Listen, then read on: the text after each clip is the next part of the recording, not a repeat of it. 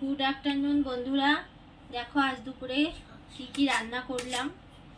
প্রচণ্ড গরম, গরমে আর বেশি কিছু করিনি, তাই এখানে দেখো গরম গরম ভাত, এখানে ভাত করেছি।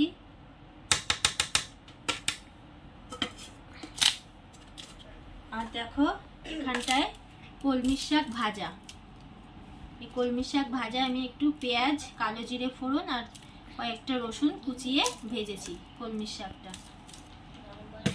আর করেছি একটা স্পেশাল জিনিস, অনুষ্ঠান বাড়ির রান্না, আমার ঘরে সবাই ভালো খায়।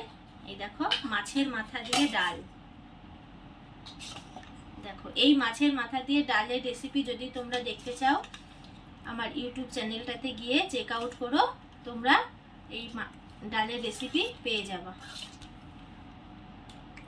দেখো এই ডাল, আর ডালের সাথে